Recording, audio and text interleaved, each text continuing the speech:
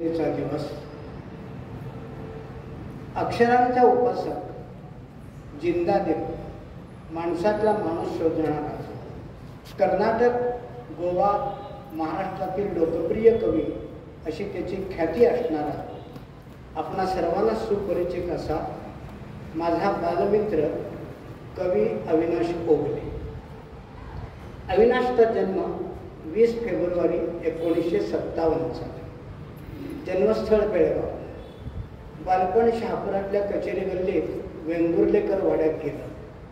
प्राथमिक शिक्षण इयत्ता 4थीपर्यंत सरकारी मराठी शाळा नंबर 14, कचेरी गल्लीतच ती शाळा होती. त्यानंतर इयत्ता 5वीपासून 10वीपर्यंत सरकारी चिंतामणराव हायस्कूल शहापूर बेळगाव. शाळेत त्यांची हुशार स्कॉलर विद्यार्थ्यांमध्ये गणना होती. शालेय जीवनापर्यंत आम्ही एकत्र होतो. पुढे तो कॉमर्स साईडला गेला, मी मराठी टीचर्स ट्रेनिंग कॉलेज वडगावला गेलो आणि आमच्या शैक्षणिक वाटा वेगळ्या झाल्या. मैत्री अतूट होती, आजही आहे. ग्रॅज्युएशन नंतर कवी अविनाशला युनायटेड वेस्टर्न बँक सातारा या संस्थेत नोकरी लागली. हा काळ लेजरचा होता. बँकांचे कम्प्युटरायझेशन झाले नव्हते. नवी नोकरी, कडक, कर्मठ, व्यवहाराला चोख असे मॅनेजर. संध्याकाळी बँक सुटली तरी रात्री 8-9पर्यंत बसवून घेऊन बँकेची कामे करून घेत असत. घरापासून दूर कामाच्या रगाड्यात अडकलेल्या अविनाशच्या कवितेत इथे खंड पडला. शब्द ओठी तर नाहीतच, पोटी येईल. कुंडीत लावलेल्या फुलझाडाला 4-5 दिवस पाणी मिळाले नाही की झाड कसे सुकून जाते, तसे झाले त्याच्या कवितेचे. हा काळ पत्रांचा होता. फोन होते आणि नव्हते, म्हणजे आमच्याकडे नव्हते, अशी परिस्थिती होती. पण त्याच्याने माझा पत्रव्यवहार भरपूर होत असे. माझे आणि अविनाशचे मित्रत्वाचे नाते दृढ होते. आता त्याच्या घरी वृद्ध आईवडील दोघेच होते. मी बेळगावातच असल्याने दर शनिवारी किंवा रविवारी त्याच्याकडे जाऊन गप्पा मारून येत असे. माझा आणि अविनाशचा पत्रव्यवहार नेमाने होत असे. माझ्याकडून त्याला घरच्या परिस्थितीबद्दल दिलासा मिळत असे.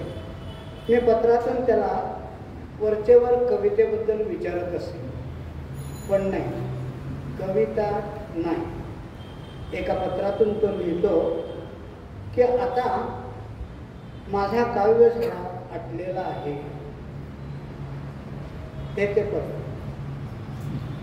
हे पत्र आहे 31 जुलै 1978.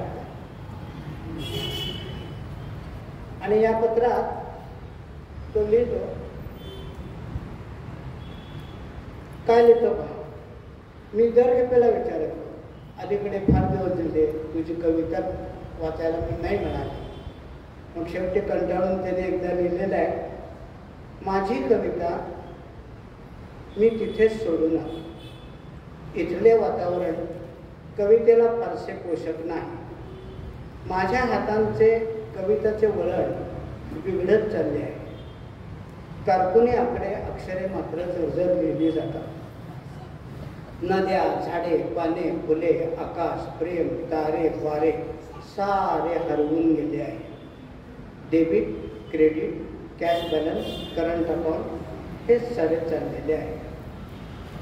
माझ्यातला काव्यांकुर केव्हाच जून झाला आहे. एका कविता अशा तऱ्हेने कारकून झाला आहे. कवितेचे रोप अगदीच करपून गेलेले नव्हते. कुठेतरी ओलावा होता, हिरवेपणा अजून होता. माती थोडी उकरून खत पाणी घातल्यावर पुन्हा जशी झाडाला पालवी पडते ना, तशी अविनाशच्या कवितेला नोकरीत बदलाचे आणि पुण्यासारख्या साहित्यिक शहरात राहण्याचे खत पाणी मिळाले. तेव्हा आज एकदा मी तुला पाहतो नव्याने, असे आपल्याच कवितेला तो म्हणला. आता तो पुण्यात सिंडिकेट बँकेत होता. कालांतराने बदली होऊन तो बेळगावला. कवीचे कवित्व नव्याने इतके भरभरून फुलू लागले की आता समकालीन कवी मंडळीत त्याचा वावर सुरू झाला. दूरदूरच्या कवी संमेलनातून आमंत्रण येऊ लागले. त्याचे कविता सादर करतानाचे आकाशवाणी आणि दूरदर्शनवरचे कार्यक्रम दिसू लागले.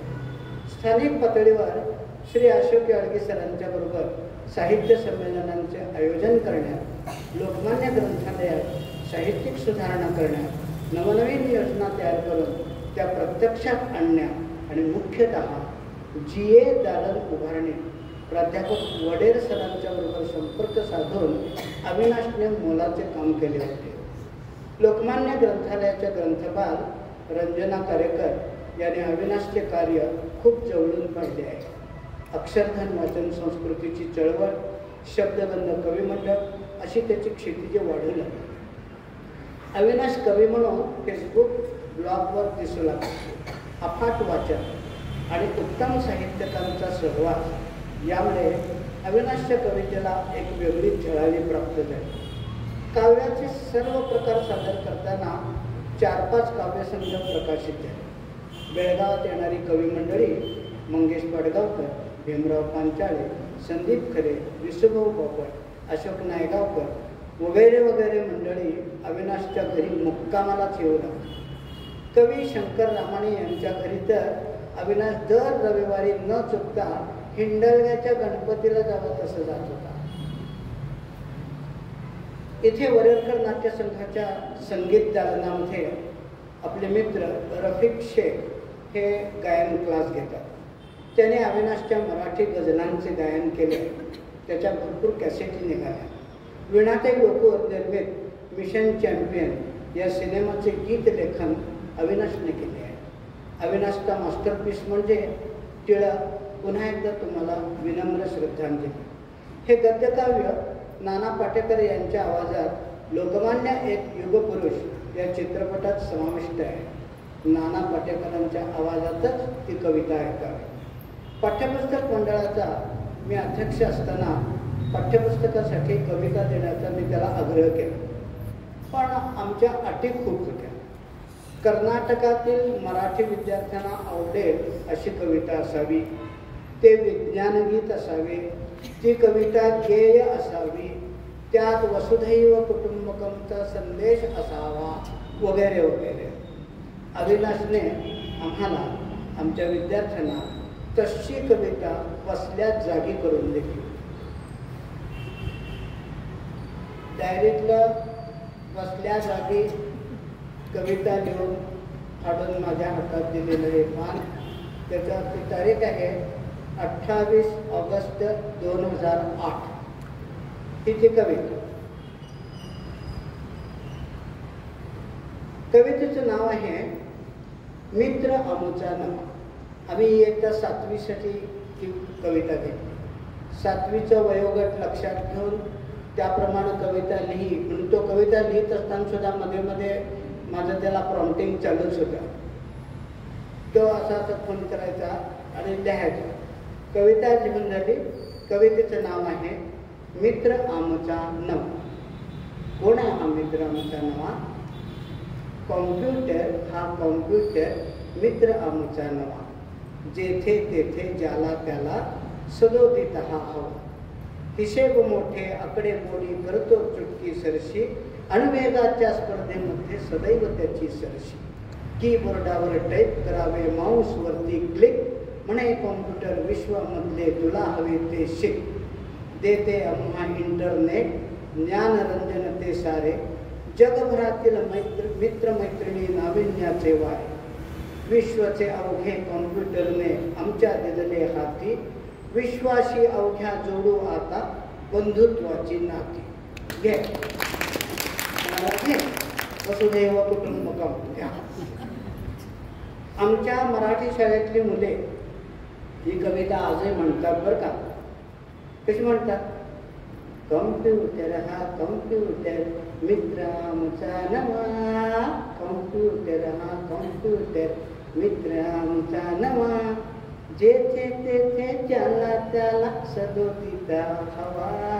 कॉम्प्युटर हा कॉम्प्युटर मित्र आमचा नवा. अशी ही कविता म्हणतात. आम्ही त्या पाठ्यपुस्तकाचे परीक्षण पुण्याच्या बालभारतीचे मराठी पाठ्यपुस्तक विभाग प्रमुख प्राध्यापक डॉक्टर माधव राजगुरू यांच्याकडून करून घेतले. त्यांना आमच्या पुस्तकातली कविता इतकी आवडली की त्यांनी महाराष्ट्राच्या इयत्ता 6वीच्या पाठ्यपुस्तकासाठी ही कविता देण्याची अविनाशला विनंती केली. अविनाशने 2 कविता कर्नाटकातील प्राथमिक शाळांच्या मराठी पुस्तकासाठी दिल्या. उत्तम कविता दिल्या. एक विज्ञान गीत दिले तर एक गझल. गझल म्हणजे काय हे त्या प्राथमिक शाळेच्या मुलांना माहिती नसेल तशी गरजही नाही, पण अस्सल गझल दिली. कुठली? आताच काकडे सरांनी सादर केली, वाच पुस्तके. ही गझल 7वीच्या पुस्तकात तर आहे, पण कित्येक शाळांनी ही कविता आपल्या दर्शनी फलकावर कायमची लिहून ठेवलेली आहे. आपल्याकडे मराठी विद्यानिकेतनमध्ये ही दर्शनी भागावरती आहे आणि खानापूरच्या बहुतेक सर्व मराठी शाळांतून ही गझल दर्शनी फलकावरती लिहून ठेवलेली आहे. वाच पुस्तके. जगण्याचे जर भान पाहिजे वाच पुस्तके. जगती जर सन्मान पाहिजे वाच पुस्तके. ग्रंथा वाचून अर्थहीन हे अवघे जीवन. जिंदगीत जर जान पाहिजे वाच पुस्तके. संस्काराने घडतो माणूस मोठा होतो. मानाचे जर पान पाहिजे वाच पुस्तके. 6 रुपयांच्या हल्ल्यापासून वाचवणारा हृदयी जर भगवान पाहिजे वाच पुस्तके. आयुष्याच्या वृक्ष कोरड्या वाटेवरती हिरवे जर तुझे रान पाहिजे वाच पुस्तके. स्वत्व आपले, शब्द आपले, हवे जपाया भाषेचा अभिमान पाहिजे वाच पुस्तके. ही कविता सुद्धा आमच्या मराठी शाळेतली मुलं म्हणतात.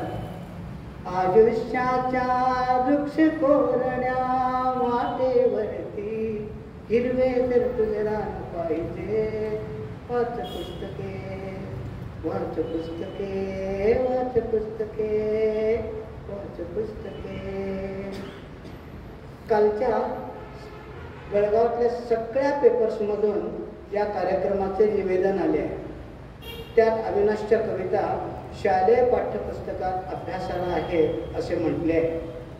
पण ऐका, फक्त शालेय पाठ्यपुस्तकासाठी नाही, Rani Channamma university, Gulbarga university, Karnataka university, Nanded university येथील या महाविद्यालयातील विद्यार्थ्यांसाठी, MAच्या विद्यार्थ्यांसाठी देखील अविनाशचे कविता संग्रह पूर्ण 100 मार्काला लावलेले आहे. आणि तेही मरणोत्तर. हे विशेष फार महत्वाची गोष्ट आहे. एकदा माणूस गेला की पाठीमागे कोणी काही विचारत नाही, पण मरणोत्तर ही पुस्तके महाविद्यालयातून लावली गेली हे फार महत्त्वाचं आहे. त्यातच त्याच्या काव्याचे सामर्थ्य दिसून येते. कवी मंगेश पडगावकर, रामदास फुटाणे, अमोल शिंदे, शंकर रामाणी, कृपा निकुंभ, अरुणा ढेरे, संदीप खरे, सोमनाथ कोमरपन, प्राध्यापक डॉक्टर अमृत यार्दी, संगीतकार अशोक पत्की, अमेरिकेतील भारतीय उद्योगपती आणि साहित्यिक श्री श्रीनिवास ठाणेदार या मंडळींबरोबर अविनाशचे नाते होते. ते त्याचे पत्रमित्र होते. दैनिक तरुण भारतमधून फटका, बाजीराव, टोलेबजी आणि दैनिक पुढारीमधून झुंबर ही काव्यात्मक छोटी सदरे त्याने दीर्घकाळ गाजवली. प्राध्यापक अनंत मनोहर सर आपल्या सगळ्यांना आठवतच असतील.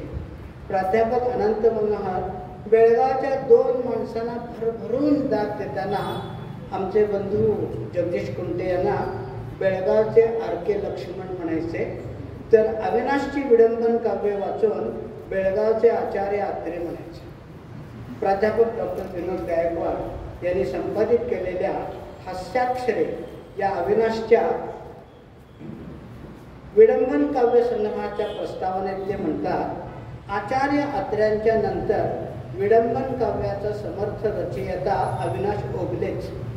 आता अविनाशचा परिचय बृहन महाराष्ट्रातील लोकप्रिय समर्थ कवी असा झाला होता. काळ जसा जसा पुढे जात होता तसा त्याचा आणि माझा सहवास परस्परांच्या कार्यबाहुल्यामुळे दुरावत गेला. पण आमच्यातले कौटुंबिक नाते मात्र घट्ट होते, आजही आहे. एकमेकांच्या सुख आणि शोक दोन्ही कार्यात एकाच घरात असल्यासारखे आजपर्यंत आम्ही सहभागी होत आलो. बरेच दिवस आम्ही एकमेकांना प्रत्यक्ष भेटलो नव्हतो. भेटण्यासारखं काही घडलंच नाही. आणि अचानक एक दिवस अविनाश गेला. आज 12 वर्षे झाली. आम्हा घरी धन शब्दांचीच रत्ने, शब्दे वाटू धन जन लोका. तुकोबांच्या या ओळी गात गात ज्ञानोबांना प्रश्न विचारणारा हा कवी शब्दांची रत्ने आज असता तर भरभरून वाटत राहिला असता. पण नियतीला ते मान्य नव्हते. पण नियतीने त्याचे अक्षरधन मागे ठेवले आहे. त्याचे श्रवण वाचन आनंददायी नक्कीच आहे. मरावे परी कीर्ती रूपे वरावे या समर्थांच्या उपदेशाला जागून मराठी शब्दवेचे आपल्यासाठी ठेवून कायमचा स्मरणात राहणारा कवी हे आढळपद मिळवून अविनाशी झाला. कवीला आलेल्या अनुभूतींचे प्रतिबिंब त्याच्या कवितेत उमटत असते. मग ते कुसुमाग्रज असो, नाथ महानोर असो, नारायण सुर्वे असो, नाहीतर आमचा अविनाश असो. अनुभूती शब्दकलेतून दाखवणे हा कलागुण सर्व कवींच्यात समान असतो. आता अविनाशची शब्दकला पाहूया. अविनाशच्या आईपासून आरंभ करूया. आई या विषयावर अविनाशच्या 2 कविता आहेत. त्यातली एक कविता मी आपल्यासमोर सादर करतोय. बालवयात अवघ्या 10व्या वर्षी अविनाशला मातृवियोग झाला. असं असल्या कारणानं त्याच्या भावना अतिशय उत्कट आहेत. इतक्या की माधव जुलियनांची आई, यशवंतांची आई, सोपानदेव चौधरींची माय आणि अविनाशची आई भावना आणि शब्दसौष्ठवात तितक्याच उत्कट ठरतात. आई ही जी अविनाशची आता प्रस्तुत कविता आहे ती गझल फॉर्ममध्ये आहे. आई, हातांचा मज करून पाळणा जोजव देतो आई, तुझी हा पोटी जन्म आलो ही मोठी पुण्य आहे. तूच मला अभिमान दिला, तूच दे करुणा, कृतार्थतेने जीवन जगतो माझी तूच जिजाई. चरण आईचे हीच पंढरी, हवी कशाला वारी, इथेच माझा विठ्ठल आणि इथेच गे रुक्माई. तुझी थोरवी माती आई, त्याग तुझा लिहिण्याला, गगनाचा मी कागद केला, सागर झाले शाई. तव पदराच्या मायेखाली वाटे शांत निजावे, तव पदराच्या मायेखाली वाटे शांत निजावे, कुशीत घेऊन गाशील का तू पुन्हा मला अंगाई.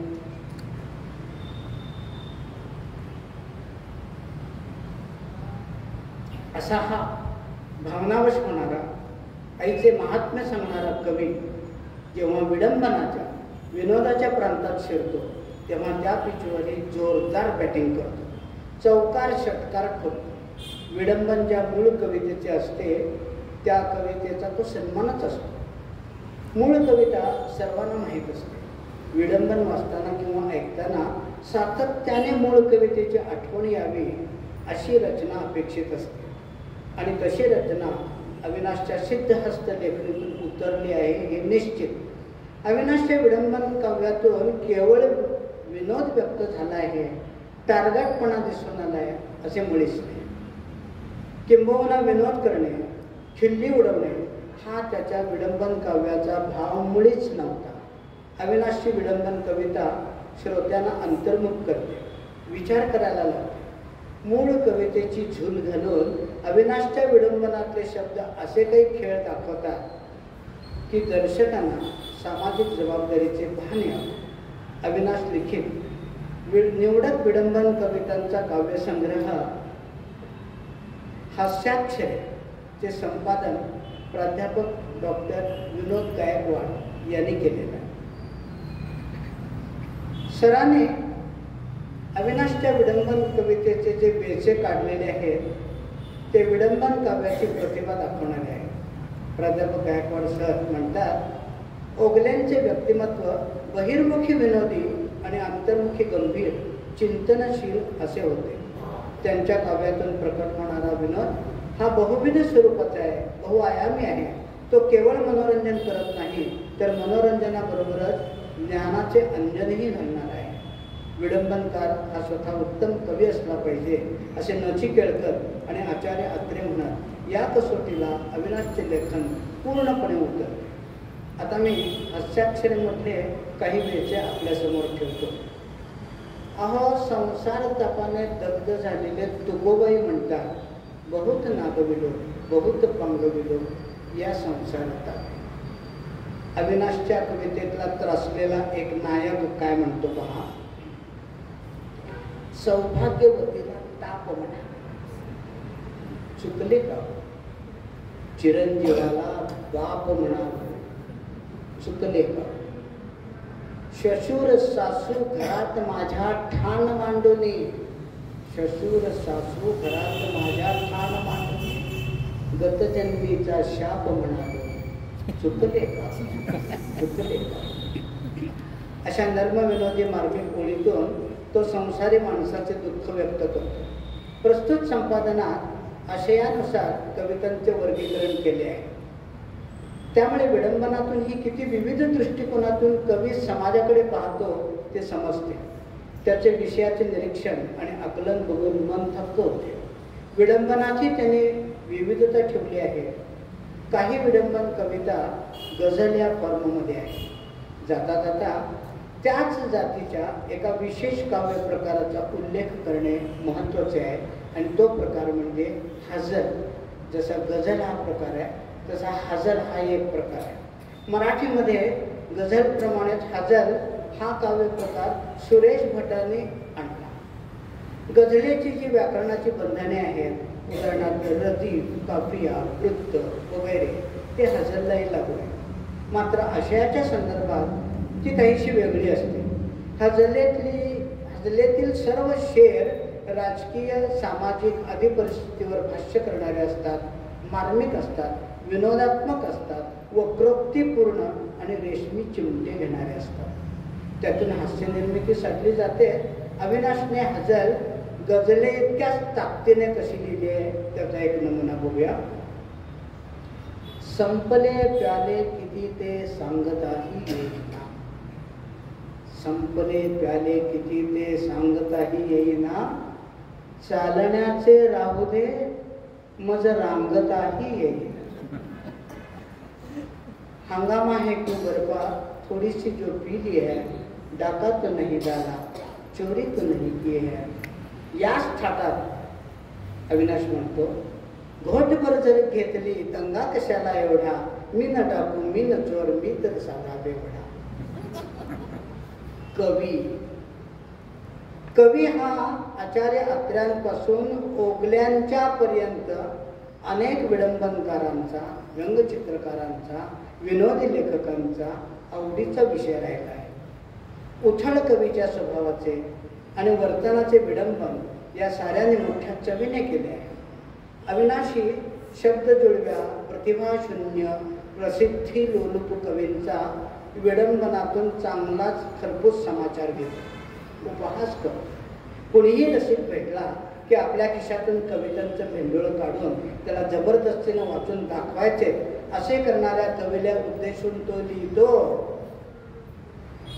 वाच वाचुनी अतितो दमला, थकला रे कविलाला, थकला रे कविलाला. रसिकांनी नाकारले, निषेध केला तरी काही अडेल तट्टू कवी तसूभरही हलत नाही. हा निर्लज्जपणाचा कळस असतो. अजूनही रुसून आहे. या सुंदर कवितेचे हे बहारदार विडंबन अजूनही बसून आहे. अजूनही बसून आहे, अजूनही बसून अजूनही बसून आहे, उठता कवी उठेना, विठले जरी श्रोते, तो जागता हलेना, अजूनही बसून आहे, अजूनही बसून आहे. कविवर्य गदी माडगुळकरांच्या गीत रामायणातील सुंदर कविता सोयश्री रामप्रभू ऐकती, कुशल व रामायण गाती याचं विडंबन विचारे श्रोते जन सोसती. सुमार कवी हे बालवयाचे, अजीव पुतळे व्यासपीठाचे. सुमार कवी हे बालवयाचे, अजीव पुतळे व्यासपीठाचे. स्वतः सांगती चरित स्वतःचे, आपुले करीती ते आरती. विचारे श्रोते जन सोसती, विचारे श्रोते जन सोसती. अविनाश अशा शब्दात कवींच्या अतिशयोक्त, निर्बुद्ध, लोचक, प्रसिद्धी लोलुप स्वभावाची फरमास थट्टा करतात, त्यांचा समाचार घेतात. अविनाशचे राजकीय आकलन अद्भुत वाटावे असे होते. अत्यंत तळातून तो या क्षेत्राचा वेध घेतो. त्याचे राजकारणाचे ज्ञान भान थक्क करणारे होते. राजकारण हा त्याच्या विनोदाचा विषय नाही, तर चिंतनाचा आणि चिंतेचा विषय होता.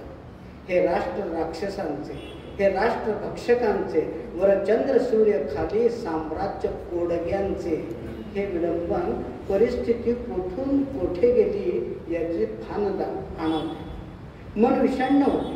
हे विडंबन हसवते कमी आणि मनाला अंतर्मुख बनवते, चिंतनशील बनवते. वेळोवेळी अविनाशला वेगवेगळे विषय आणि अभिव्यक्तीचे घाट सापडायचे. त्यापैकीच हा आहे. अशा कवितांमुळे त्याची विडंबने अधिक खोल, दर्जेदार आणि प्रभावी होत गेली. अविनाशची प्रतिभा चतुरस्त्र आहे. त्याची काव्य नजर चौफेर फिरते आणि नेमकी विसंगती हेरते. समाजातील आणि कुटुंबातील विसंगत, हास्यास्पद, पोकळ गोष्टी तो हेरतो आणि त्यावर विनोदात्मक भाष्य करतो. त्याचे भाष्य डोळ्यात झणझणीत अंजन घालणारे असते. स्वातंत्र्यवीर सावरकरांच्या ने मजसी ने परत मातृभूमीला, सागरा प्राण तळमळला या अतिशय महत्वाच्या कवितेचे विडंबन करणे हे धाडस अविनाशच करू लागले. पण हे विडंबन डोळ्यात अंजनच नव्हे तर डोक्यात खण घालणारे आहे. कारण परदेशी असणारी आपली बुद्धिमान मुले हा आपल्या देशाचा ब्रेन ड्रेन आहे हे सरकारचे लक्षात येत नसेल का? या मर्मावर बोट ठेवताना अविनाश म्हणतो, भारतात व्यर्थ गुण आता रे, मेरिट ही वाया जाता रे, कष्टाच दाम ना मिळता रे, मम देशीचा नकोच ठाव मजला, अंबरा प्राण तळमळला. इतकी सुंदर रचना ही, त्याला विडंबन नव्हे, एक स्वतंत्र काव्य रचनाच म्हणते. कारण तिथं काय आहे, स्वातंत्र्यवीरांच्या कवितेमध्ये ने मजसी ने परत, इथं काय आहे, ने मजसी ने त्वरित, परत त्वरित. इतकी सुंदर शब्दरचना आहे, स्वतंत्र शब्दरचना. तिथं सागरात प्राण तळमळला आहे, इथं असंच आहे ते सागरातून स्टेट्स. आणि म्हणून कविता म्हणतो, ने मजसी ने त्वरित स्टेट्स भूमीला, अंबरा प्राण तळमळ. ने मजसी ने त्वरित स्टेट्स भूमीला, अंबरा प्राण तळमळला, तळमळला सागरा सागरा सागरा. हैदराबाद जवळ एक चिरकुल बालाजी म्हणून एक मंदिर आहे. त्या मंदिरामध्ये गळ्यात कुठल्या कुठल्या कंपन्यांचे ID कार्ड घातलेली सगळी तरुणी पोरं लाईन लावून बसलेली असतात. नवस बोलतात, ITतले इंजिनियर नवस बोलतात की लवकर विसा येऊ दे. आणि म्हणून त्या चिरकुल बालाजीचं नावच आहे विसा बालाजी. आणि तिथं ते नवस बोलून ती एक प्रदक्षिणा इतकं पूर्ण केलं की बऱ्याच जणांचा असा अनुभव ITतल्यांचा आहे की एका महिन्यात विसा येतो आणि ते ITतले लोक ITत अमेरिकेला जातात.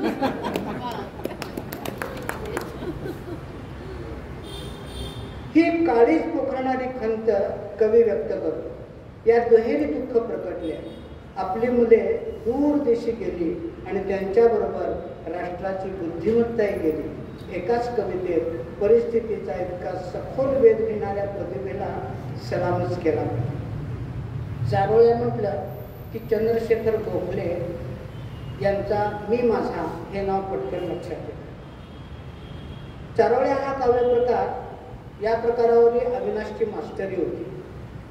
चषक माझा हे संपूर्ण पुस्तक, चषक माझा हे संपूर्ण पुस्तक चषकीय दृष्टिकोनातून लिहिलेलं आहे. नोंद घ्या. प्राध्यापक डॉक्टर विनोद गायकवाड सर म्हणतात, हा कवी म्हणजे अद्भुत प्रतिभेचा धनी होता. त्यांनी जे लिहिले ते अधिकाराने जबाबदारीने लिहिले. त्यांची विडंबने एकीकडे हसवतात, दुसरीकडे अंतर्मुखी करतात. त्यातील गंमत लुटत असताना जीवनातील वास्तवाचे लखलखीत सत्य दर्शनी घडवतात. श्रोते हो, मित्र हो, अविनाशचे काव्य इथेच थांबत नाही. त्याच्या कवितेमध्ये सगळे प्रकार आहेत, स्वच्छंदपणे प्रकार चाललेले आहेत. त्याच्या कवितेत बहरणारा निसर्ग आहे, कोमेलणाराही निसर्ग आहे. सूचक संयोग शृंगाराबरोबरच उत्कट वियोग शृंगारही आहे. हां, आणखी एका कवी मित्राने अविनाशचे साहित्यिक गुण नेमके टिपले आहेत आणि त्यांचे नाव आहे प्राध्यापक डॉक्टर चंद्रकांत पोद्दार. ते राजू पोद्दार या नावाने आपल्या बेळगाव परिसरात परिचित आहेत. प्राध्यापक चंद्रकांत पोद्दार आपल्या भूमिकेत म्हणतात, त्यांनी संपादित केलेलं आहे निशब्द शब्द, हे प्राध्यापक पोद्दार यांचं पुस्तक आहे. अतिशय सुंदर वाचनीय पुस्तक आहे हे. ते आपल्या भूमिकेत म्हणतात, ओगलेंच्या गझलेत प्रेमभाव आहे, तात्विकतेची चौकट आहे, मनाची घालमेल आहे, आयुष्याकडे कुतूहलाने बघणारे मन आहे. असंख्य विषयांना स्पर्श करणारी त्याची गझल एकूण जीवनाची व्यापकता मांडते. पण केवळ विरह भावना म्हणजे गझल नव्हे आहे, याची प्रचिती अविनाशच्या गझल वाचताना येते. त्याची असंख्य उदाहरणे त्याच्या गझल वाङ्मयात आहेत. स्वदेशी मंत्र जपताना विदेशी स्वप्नांचे डोहाळे कसे लागतात आणि मातृभूमीचा आक्रोश कसा हुंदक्यातच दबला जातो, याचे विदारक वास्तवही त्यांच्या गझलातून पाहायला मिळते. मंत्र स्वदेशी चिरडून गेला सत्ता उन्मादात, मंत्र स्वदेशी चिरडून गेला सत्ता उन्मादात, मातृभूमी ही परदेशांच्या पाया पडते आहे, मातृभूमी ही परदेशांच्या पाया पडते आहे. आमची माती परकी आम्हा, माणूस माणसा वैरी, इथे नदीशी पाण्यासाठी तहान लढते आहे. प्राध्यापक गायकवाड सर आणि प्राध्यापक डॉक्टर पोद्दार सर काय म्हणतात ते आतापर्यंत आपण पाहिले. दोन्ही प्राध्यापक महोदयांनी संपादित केलेली पुस्तके वाचनीय नक्कीच आहेत. त्यांच्या विवेचनामुळेच कवीला नेमकं काय सांगायचं आहे हे वाचताना सामान्य वाचकांच्या पटकन लक्षात येते. त्यामुळे ही पुस्तकं अतिशय वाचनीय झालेली आहे.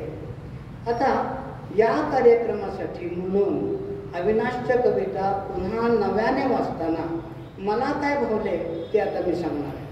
समुद्राच्या एकामागोमाग एक येणाऱ्या लाटा पाहाव्यात तसे मला झाले. प्रत्येक लाट वेगळी असते. कधी उसळी मारून येते, कधी हळवार येते, कधी आली आली आली आली म्हणता म्हणता मध्येच विरूनच जाते. अविनाशच्या कविता म्हणजे शब्द लाट आहे. त्या कवितात रस आहे. राग आहे, उत्कटता आहे. अविनाशच्या काव्यरचनेचे आणखी एक वैशिष्ट्य मला भावलं आणि ते म्हणजे शेवटच्या 2 ओळीत तो एकदम कलाटणी देतो, वातावरण एकदम बदलून टाकतो. कसं बदलतो बघा. सये तुझे डोळे या प्रेम कवितेत तो म्हणतो, सये तुझे डोळे, माझ्या डोळ्यातल्या तुझ्या प्रतिबिंबाला न्याहाळणारे सये तुझे डोळे, विशाल आकाशासारखे, अथांग सागरासारखे, आकाशातल्या चंद्रासारखे, सागरातल्या बिंबासारखे सये तुझे डोळे, चंचल भिरभिरणारे, मोहक हसणारे, लटकत रुसणारे, रुसता रुसता हसणारे, हसता हसता रुसणारे सये तुझे डोळे, सये तुझे डोळे, निरागस भुलवणारे, लाजरे फुलवणारे, मुग्ध फुलवणारे, अवखळ झुलवणारे सये तुझे डोळे, सये तुझे डोळे, तेवणाऱ्या निरांजनासारखे, पवित्र, स्निग्ध, शांत, मनाचा गाभारा उजळवणारे सये तुझे डोळे. सूचक संयोग शृंगाराची कविता माझा सावळा साजना मध्ये तो लिहितो, माझा सावळा साजना, त्याची मातीवर माया, नव्या अस्तुरेचे सारे जाते अर्जव गवाया, दिस फुटायाच्या आधी याच्या सपनात रान, काळ्या मातीत पेरतो हिरव्या सुखाचं सपान, घरी 100 माणसे, घरी 100 माणसे, त्यांच्या राहते वेड्यात, सारा दिस बाई माझा जातो चुलीच्या पोळ्यात, 2 ध्रुवावर दोघे असा दिवस सरतो, 2 ध्रुवावर दोघे असा दिवस सरतो, साजनाच्या चाहुलीचा नाद मनात भरतो, सरली ग तिन्ही सांज आता साजना येईल, धुंद अंधाराचे फुल माझ्या हातात येईल. नाथ महानोर शैलीची ही उत्कट कविता ग्रामीण स्त्रीच्या शृंगाराचे हळुवार दर्शन घडवणारी आहे. अविनाशचा कॉलेजमधला काळ हा हळुवार शृंगाराचाच होता. त्यात धसमुसळेपणा नव्हता. बहुतेक वेळा प्रेम साफल्याची आशा ही नसायचीच. आपल्या जुन्या कवितांची वही मधला वियोगी नायक कसा आहे पहा. ही कविता वाचल्यानंतर मला काय वाटलं की कसं आहे पहा, कॉलेजमध्ये ती भेटते, मैत्री होते आणि हळूहळू आता जमते जमते जमते असं वाटत असतानाच आपलं ते प्रेमपात्र गळ्यात मोठं मंगळसूत्र, गप्पा काय म्हणतात ते घालून आणि एखाद्या आलिशान मोटारीत फ्रंट सीटवर बसून आपल्या डोळ्यासमोर निघून जाते एखाद्या टपल्यावर. तेव्हा आठवते जुन्या कवितांची वही, जुन्या कवितांची वही. जुन्या कवितांची वही वाचताना त्यात तू दिलेलं मोरपीस, जुन्या कवितांची वही वाचताना त्यात तू दिलेलं मोरपीस. एक ऐक ना, तुझ्या कविता वाचताना मनावर मोरपीस फिरतं. हे मोरपीस तुझ्या वहीत ठेव ना, माझी आठवण म्हणून. हे मोरपीस तुझ्या वहीत ठेव ना, माझी आठवण म्हणून. तुझ्याजवळ आज माझ्या कविता आणि माझ्याजवळ तुझं मोरपीस. पाणावलेल्या डोळ्यांनी मी मोरपिसाकडे पाहतो, तर मोरपिसाच्या डोळ्यानंही पापणी मिटून घेतलेली असते, पापणी मिटून घेतली. अशा या हळव्या कवीचे सामाजिक भान मात्र प्रखर आहे. समाजातला विरोधाभास नेमकेपणाने टिपला आहे त्यांच्या कवितेतला पाऊसमध्ये. ऐकूया त्यांच्या कवितेतला पाऊस. पाऊस आला, पाऊस आला आणि पाठोपाठ उगवल्या जिकडे तिकडे पावसाच्या कविता. पाऊस आला, आणि पाठोपाठ उगवल्या जिकडे तिकडे पावसाच्या कविता. त्यांच्या कवितेतला पाऊस रिमझिमत होता. त्यांच्या कवितेतला पाऊस रिमझिमत होता, मोत्यासारखे भासत होते टपोरे थेंब. हवेत दाटला होता सुखद गारवा. त्यांनी लपेटला काश्मीरी शाली. त्यांच्या अंगणात मोर नाचले पिसारा फुलवून. पावसानं आधी आमचं छप्पर उडवलं, मग आमची पार दाणादाण उडवली. माणसं, चूल, कापडं सगळं चिंब भिजलं. छातीशी हात बांधून बसून राहिलो वाढोशाला. उपाशी पोटानं काकडं कुडकुड. ज्यांच्या डोक्यावर असतं छप्पर त्यांच्या कवितेत नाचतात मोर. आमच्या कवितेत पावसाला फक्त चिखल केला, फक्त चिखल केला.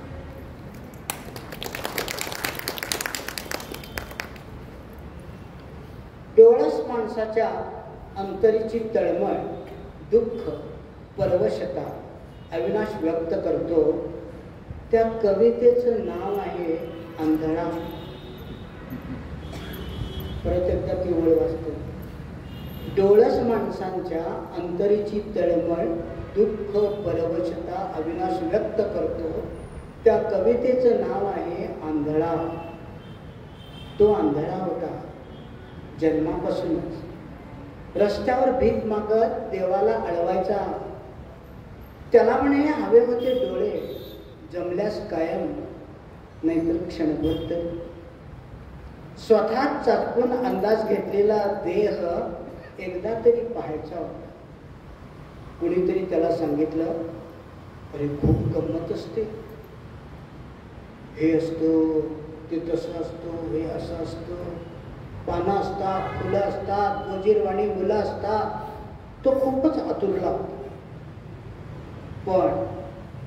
पण त्याला हे कोणीच सांगितलं नव्हतं, डोळस माणसाला भीक मिळत नसते. जगण्यासाठी त्यांना मरावं लागतं. आगीचा डोंग पचवून सुद्धा खोटं खोटं हसावं लागतं. कसली तरी जीवघेणी स्पर्धा त्याच्यात टिकावं लागतं. एकमेकांचे पाय ओढत पुढं पुढं जावं लागतं. असुरी शक्तींचा नंगानाच, आया बहिणींची विटंबना उघड्या डोळ्याने पाहावी लागते.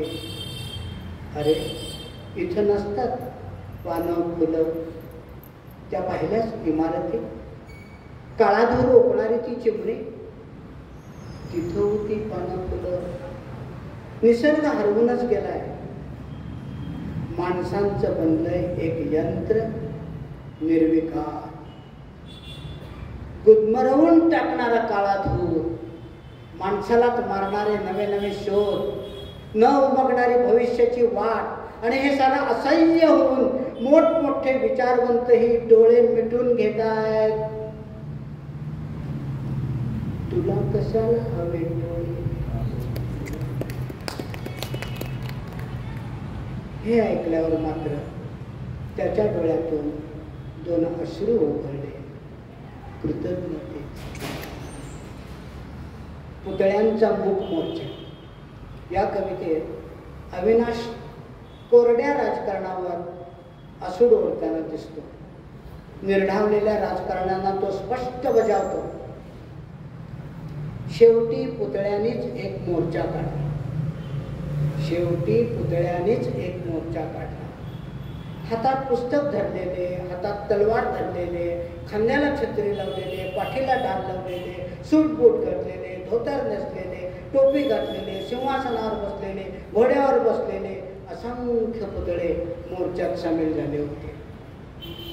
मोर्चात नव्हता आक्रोश, नव्हत्या सवंग घोषणा. मोर्चा मूकपणाने चालला होता. कारण हे पुतळेच होते भारतीय परंपरेचे, संस्कृतीचे आणि इतिहासाचे प्रतीक.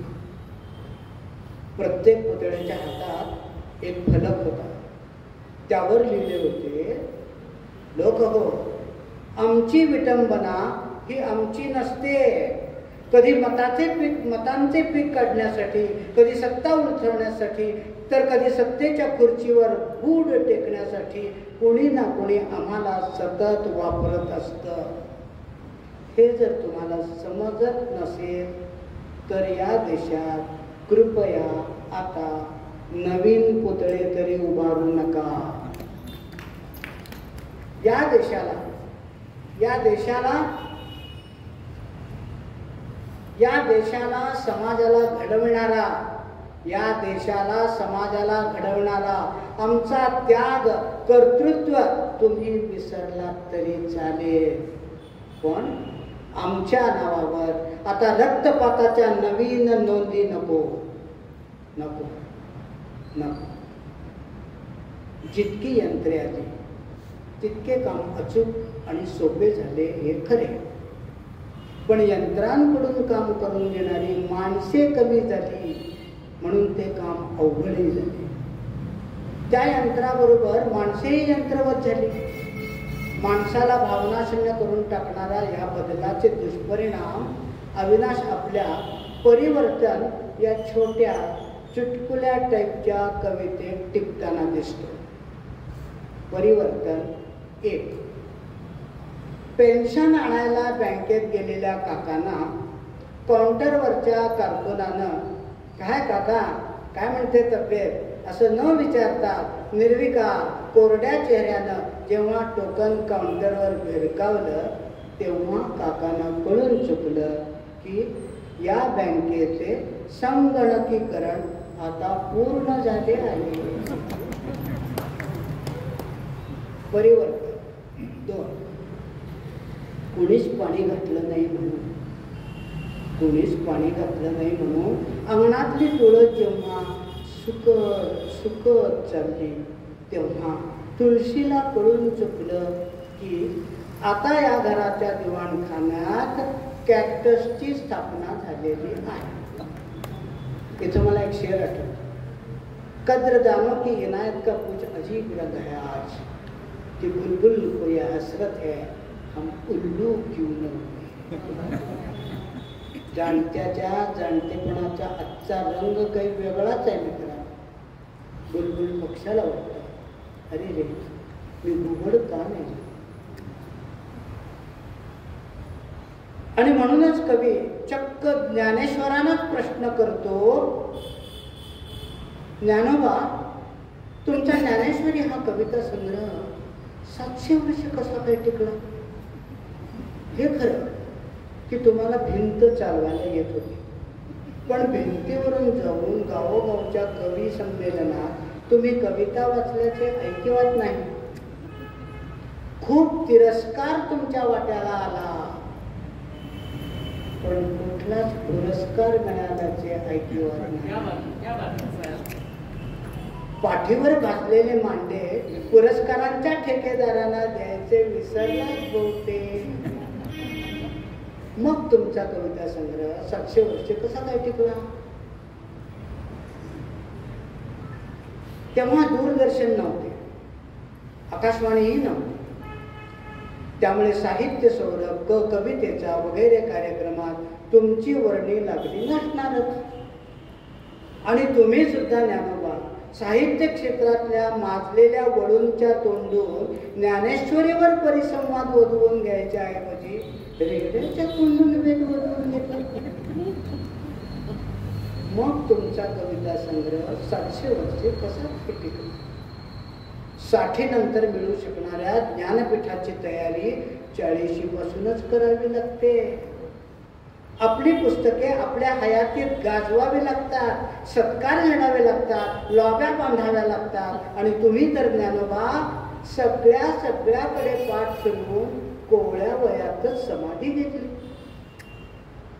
तरी सुद्धा सांगा ज्ञानोबा, खरं तरी सुद्धा सांगा ज्ञानोबा, तुमच्या नंतरही तुमचा ज्ञानेश्वरी हा कविता संग्रह 700 वर्षे कसा काय हो टिकला.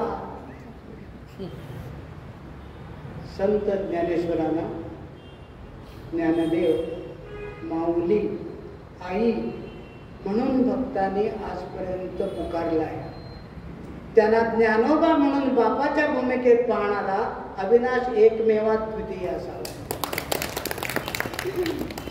अशा चिंतनातून ज्यावेळी वैचारिक पातळी वाढते तेव्हा साधक अभ्यासक हळूहळू आध्यात्मिक पातळीवरती पोचतो. तसा त्याचा प्रयास तरी असतो. वेदनेच्याही पलीकडे जेव्हा तो जातो तेव्हा कवी म्हणतो वेदनेचा वेद झाला. वेदनेचा वेद झाला. छोटी कविता आहे, अतिशय सुंदर आहे. वेदनेचा वेद झाला. अंतरी शिरला चैतन्याचा ओघ, वितळली माया विसरले भोग. अंतरी शिरला चैतन्याचा ओघ, वितळली माया विसरले भोग. विरे भ्रम संसाराचा अज्ञानाचा भेद झाला. आत्मा परमात्मा एक, वेदनेचा वेद झाला. अशा आमच्या कवी मित्राची पत्नी आमच्या अश्विनी वहिनी कवीबद्दल काय म्हणतात पहा. हास्याक्षरे, निशब्द शब्द इत्यादी पुस्तकांबाबत नेहमीप्रमाणे त्यांनी पुस्तककर्त्यांचे, कारण ही दोन्ही पुस्तकं वहिनींनी करून घेतलेली आहेत, म्हणून पुस्तककर्त्यांचे सर्वांचे आभार ऋण वगैरे वगैरे त्यांनी मानले आहेतच. कवीबद्दल त्या काय म्हणतात ते ऐकण्यासारखे आहे. मी अश्विनी एक कवी पत्नी. कवितेचा आणि माझा संबंध फक्त शालेय अभ्यासक्रमात असलेल्या कवितेपुरताच, पण कवीशी लग्न झाल्यामुळे कवितेशी संबंध कायमचा झाला आणि कविता आवडायला लागली. अविनाशच्या प्रत्येक कवितेची साक्षीदार मी आहे. कवितेची उत्पत्ती मी पाहिली आहे. प्रसूती वेदनांचा त्रास, होणारी कुसमन, कवितेच्या बाबतीतही स्थिती थोडीशी तशीच असते. कविता पूर्ण झाल्याशिवाय आणि ती मनासारखी झाल्याशिवाय समाधान मिळत नाही, पण त्यानंतर होणारा आनंद अवर्णनीय असतो. हे मी स्वतः अनुभवले. मरावे परी कीर्तिरूपे उरावे असे श्री समर्थ रामदासांनी म्हटले आहे. त्याप्रमाणे अविनाशच्या लेखनाला प्रसिद्धी मानमरातब मिळाला तो त्याच्या अकाली निधनानंतरच. कदाचित हीच नियती असावी. शेवटपर्यंत ते कवितेतच गुंतलेले असायचे. आमच्या सहजीवनाचा आंबटगोड मुरांबा त्याने अगदी शेवटच्या गझलेत देखील व्यक्त केला आहे. कदाचित त्यांना निघण्याची चाहूल लागली होती का काय न कळे. पुढे घडणाऱ्या बऱ्याच गोष्टी त्यांना आधीच कळत होत्या. ते कधी कधी बोलूनही दाखवायचे. फक्त ही एकच गोष्ट मला कळली. बँकेसारख्या वृक्ष वातावरणात राहूनही त्यांनी त्याही गोष्टीचा पुरेपूर आनंद घेतला. तिथेही त्यांनी आपले एक स्थान निर्माण केले. वेगळेच खाते उघडले होते. अजूनही त्यांची आठवण झाली की सगळ्यांचे डोळे पाणावतात. शेवटी आमच्यातल्या नात्यानेच शेवट करून सगळ्यांच्या ऋणात राहते. ती शेवटची गझल आहे का. सांग नेमके काय आपले आहे नाते, सुपात मी अन तुला भरडते आहे जाते. काल तुझ्यावर लिहिली होती मी जी कविता, ओवी म्हणून कुणी दळताना आहे का. उरात तुझिया नको जपू माझ्या शब्दांना, उरात तुझिया नको जपू माझ्या शब्दांना. कविता म्हणजे तलवारीचे आहे पाते. सुख दुःखाच्या व्यवहाराचे गाणे गातच मी रसिकांच्या मनात उघडत गेलो खाते. सहवासाने तुझ्याच बनलो अविनाशी मी, माझ्या गजला सांगत आल्या नाही का ते. वरील गझलेबद्दल एक विशेष सांगावेसारखे वाटते. या गझलेचे पहिले 3च शेर अविनाशने जाण्याच्या आदल्या दिवशी झोपण्यापूर्वी लिहिले होते. उरलेले 2 शेर उद्या लिहून गझल पूर्ण करतो असेही म्हणाले, पण ती गझल अर्धवटच राहिली. मी इचलकरंजीचे अविनाशचे मित्र गझलकार श्री प्रसाद कुलकर्णी यांना ही गझल पूर्ण करण्याविषयी विनंती केली. त्यांनी शेवटचे 2 शेर अतिशय सुंदर लिहून गझलेला योग्य न्याय दिला. त्यांची पण मी ऋणी आहे. लिहिण्यासारखे बरेच काही मनात साचले आहे, पण आता शब्द निशब्द झाले आहे. निशब्द शब्द हे या पुस्तकाचे नाव का आहे त्याचा उलगडा या शेवटच्या वाक्यातून होतो. पद्य कार्यक्रमाचा शेवट भैरवीने करतात. अविनाशच्या एका कवितेचे नावच आहे भैरवी. या भैरवी तो आपल्याच कवितेला सांगतो. अविनाश या भैरवीत तो आपल्याच कवितेला सांगतो, आपल्या सहधर्मचारिणीला सांगतो, आपल्या मित्रमैत्रिणींना सांगतो. ती ही भैरवी सादर करतो आणि आपली रजा घेतो.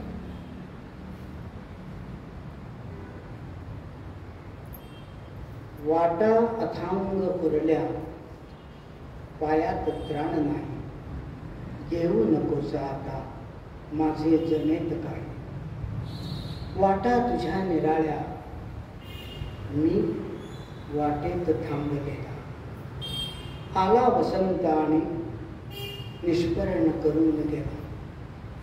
कोमेजली फुले अन गेल्या सुकून मेली. वृक्षांची या अवेळी पाने झडून गेली.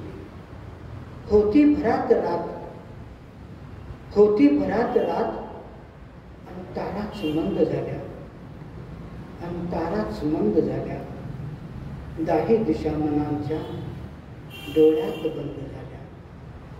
तोडून टाकले मी ते पाश गुंतलेले. जखमात रक्त नाही सारेच संपलेले.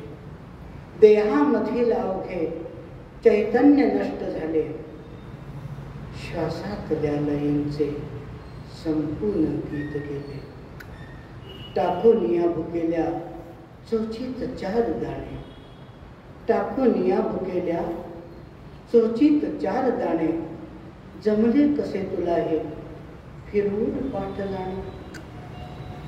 अस्तित्वहीन झालो, अस्तित्वहीन झालो, उरलो कुठेच नाही. घेऊ नकोस आता माझे जमेत काय. घेऊ नकोस आता माझे जमेत काय. माझे जमेत काय.